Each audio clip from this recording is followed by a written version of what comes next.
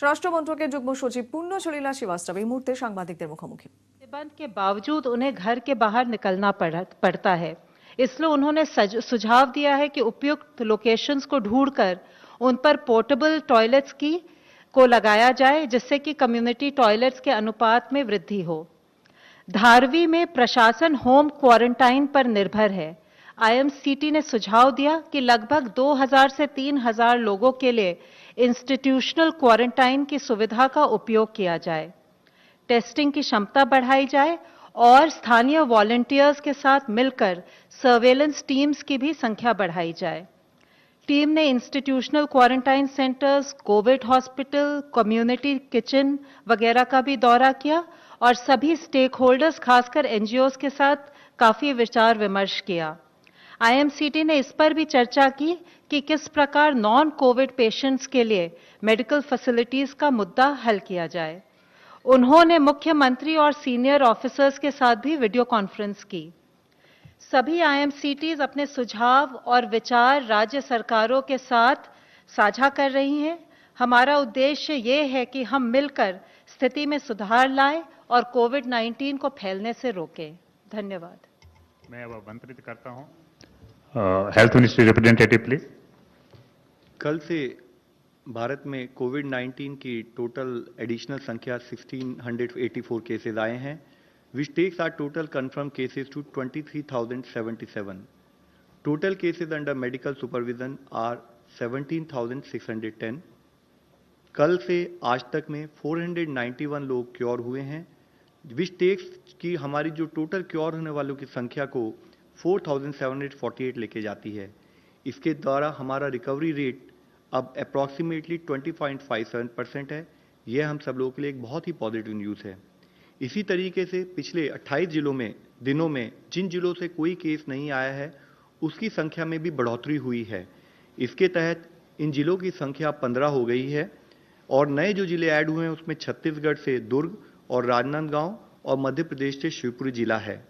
अब तक देश में टोटल 80 डिस्ट्रिक्ट्स ऐसे हैं जहां इससे पहले केस आए थे, लेकिन पिछले 14 दिनों से वहां पर कोई केस नहीं आया है और हम सबका प्रयत्न होना चाहिए कि ऐसे जिलों की संख्या निरंतर बढ़ती रहे। हम सबके लिए महत्वपूर्ण है कि कम्युनिटी और सरकार द्वारा चेन ऑफ ट्रांसमिशन को ब्रेक करने के लिए इस कलेक्टिव एफर्ट्स में हम लोग लगे रहें। हमें देखना है कि इन जिलों में कोई नया केस ना आए और नए जिले इस श्रेणी में शामिल होते रहें। जहां तक वो जिले हैं जिनमें अभी तक कोई केस आज तक रिपोर्ट नहीं हुआ है, यह महत्वपूर्ण है कि वे जिले ग्रीन जोन में ही बने रहें और कोई भी इंपोर्टेड केस उस जिले में ना आए। आज माननीय स्वास्थ्य मंत्री जी ने राज्यों के स्वास्थ्य मंत्रियों और मेडिकल एजुकेशन मंत्री साथ में हेल्थ सेक्रेटरीज के साथ वीडियो कॉन्फ्रेंस के माध्यम से कोविड-19 के मैनेजमेंट एफर्ट्स पर चर्चा की। उन्होंने राज्यों के अब तक के किए प्रयासों के लिए उन्हें धन्यवाद देते हुए कंटिन्यूअस अलर्ट रहने की इश्यू जो नीड है उसको हाईलाइट किया।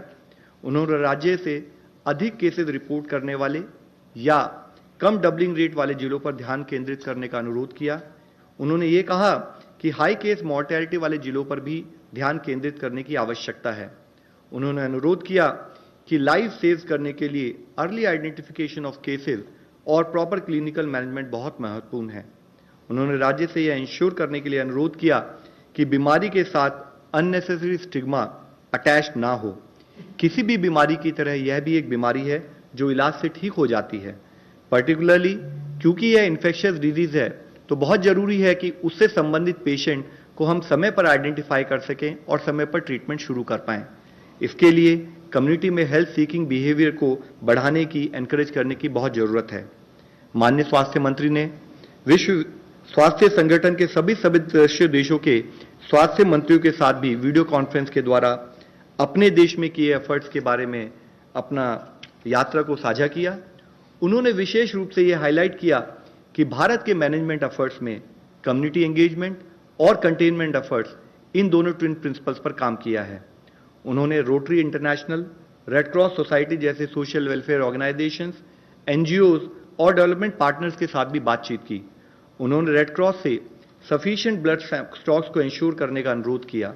उन्होंने कहा कि वॉलंटरी ब्लड डोनेशन को बढ़ावा देने के लिए जरूरत हो तो डोनर्स को पिक और ड्रॉप करने जैसी फैसिलिटीज भी प्रोवाइड की जाएं। उन्होंने रेड क्रॉस को सुझाव दिया कि वे रिकवर्ड कोविड-19 पेशेंट्स के साथ कोऑर्डिनेट करें, जिन्हें ब्लड डोनेशन के लिए मोबिलाइज किया जा सकता है। उनसे प्राप्त कॉन्वलेसेंट प्लाज्मा को कोरोना अफेक्टेड पेशेंट के अर्ली रिकवरी के लिए भविष्य में यूज करने का स्कोप हो सकता है। माननीय स्वास्थ्य मंत्री जी ने नागरिकों के सवालों का तेजी से जवाब देने के लिए कोविड-19 सेवा ट्विटर हैंडल शुरू करने की घोषणा भी की, जिससे कि ट्रेन्ड एक्सपर्ट द्वारा रियल टाइम में ऑथेंटिक हेल्थ और पब्लिक इंफॉर्मेशन प्रोवाइड की जा सकती है। आज माननीय प्रधानमंत्री जी ने देश भर के पंचायत के सरपंचों के साथ भी वीडियो कॉन्फ्रेंस के जरिए बातचीत की। सरपंचों ने लॉकडाउन मेजर्स को मेंटेन रखने के से संबंधित अपने अनुभवों और प्रयासों को भी शेयर किया।